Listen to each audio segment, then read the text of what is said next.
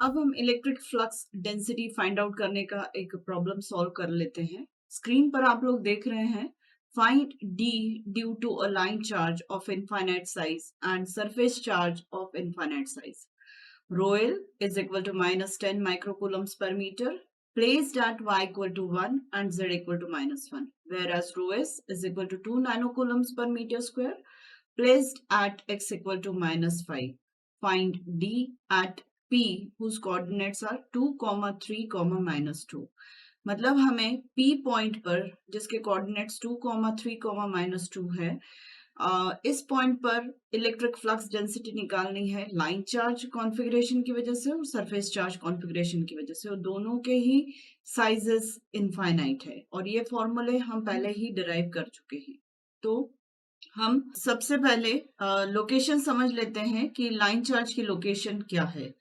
Line charge की location जो है वो दो प्लेन्स का इंटरसेक्शन है। एक y इक्वल टू 1, मतलब अगर ये ओरिजिन है तो y इक्वल टू 1, मतलब अगर यहाँ ओरिजिन है तो y इक्वल टू 1 प्लेन ये वाला होगा। ओरिजिन अगर टिप ऑफ द फिंगर है तो ये y इक्वल टू 1 प्लेन हुआ, और z इक्वल टू माइनस 1 मतलब एक्स वाई प्लेन से 1 डेप्थ नीचे प्लेन हुआ z इक्वल टू माइनस 1। तो एक प्लेन ऐसा है, एक प्लेन ऐसा है, तो दोनों के इंटरसेक्शन से मुझे लाइन जो मिल रही है, मतलब लाइन चार्ज होगा परपेंडिकुलर टू द बोर्ड होगा, परपेंडिकुलर टू द बोर्ड होगा। उस पर कितना चार्ज रिसाइड कर रहा है? माइनस 10 माइक्रोकूलम्स पर मीटर डेंसिटी का। ठीक है, तो वो लाइन चार्ज मैंने ये वाली शो करके रखी है, और साथ में शीट चार्ज जो है, यहाँ पर मैंने दोनों planes z equal to minus 1 और y इक्वल टू 1 दोनों प्लेन्स शो किए थे, just to express the intersection कि दोनों का इंटरसेक्शन कैसा होगा। तो परपेंडिकुलर टू द बोर्ड अपने को लाइन चार्ज मिल रहा है जो अभी समझाया। शीट चार्ज जो रखा हुआ है वो x इक्वल टू माइनस 5 में रखा हुआ है, मतलब बोर्ड के पीछे रखा हुआ है x 5 डिस्टेंस पर। तो बोर्ड के पीछे x इक्वल टू माइनस 5 है, और ऐसे ही अगर मैं पॉइंट P की लोकेशन समझू तो x में 2 है, y में 3 है और z में माइनस 2 डेप्थ पे है। मतलब लाइन चार्ज जो रखा है उससे भी 1 डेप्थ नीचे और है। तो जो मुझे शीट चार्ज जो मिल रहा है, और ये वाली जो डायरेक्शन पॉइंट जो है वो शीट चार्ज से पॉजिटिव x में है, मतलब शीट चार्ज रखी हुई x इक्वल टू माइनस 5 पर, और पॉइंट P जो लाई कर रहा है वो पॉजिटिव x एक्सिस पे लाई कर, x एक्सिस में मतलब पॉजिटिव x डायरेक्शन में लाई कर रहा है।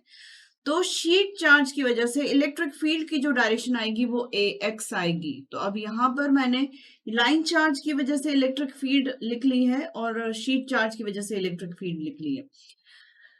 शीट चार्ज का डिस्कशन कर रही हूँ मैं, तो इसे ही कंटिन्यू कर देती हूँ। नॉर्मल जो होगा शीट चार्ज पर वो पॉजिटिव एक्स एक्सिस में होगा एट पी, और इस पर चार्ज कौन सा रिसाइड कर रहा है? सरफेस चार्ज, वो पॉजिटिव 2 नैनोकूलम्स पर मीटर स्क्वायर है, मतलब अवे फ्रॉम द शीट होगा। तो अवे फ्रॉम द शीट मतलब टुवर्ड्स पॉजिटिव एक्स एक्सिस। तो मुझे ये समझ में आ गया है कि शीट चार्ज की वजह से इलेक्ट्रिक फील्ड जो पी पॉइंट पर लगेगी वो पॉजिटिव एक्स एक्सिस पर लगेगी।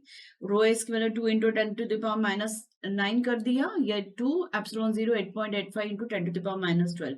ऐसे अभी हम ऐसे ही रहने देते हैं। अब हम डिस्कशन कर लेते हैं लाइन चार्ज की वजह से इलेक्ट्रिक फील्ड का।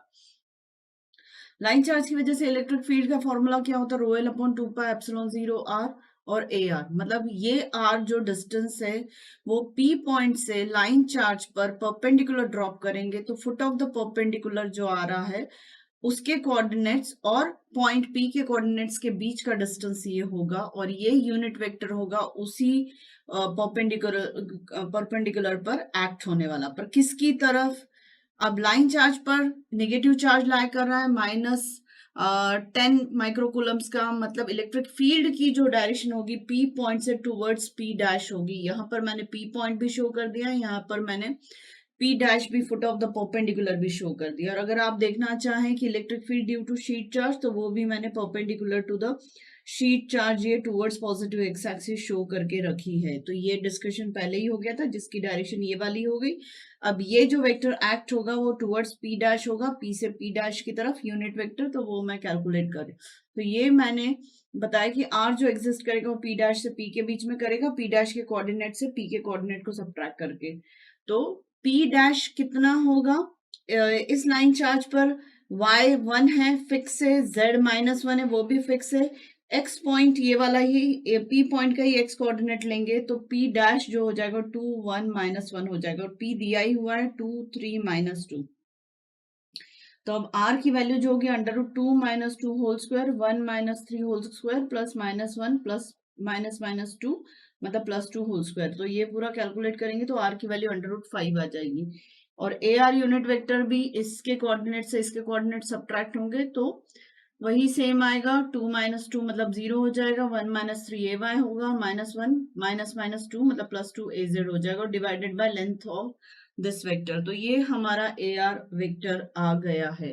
अब इलेक्ट्रिक फील्ड लाइन चार्ज की वजह से जो हम निकाल रहे थे तो ए आर का एक्सप्रेशन हमने निकाल लिया था तो वो -2ay प्लस ए जेड अपॉन √5 था और आर की जगह भी √5 रखा तो दोनों मिलके 5 हो गए।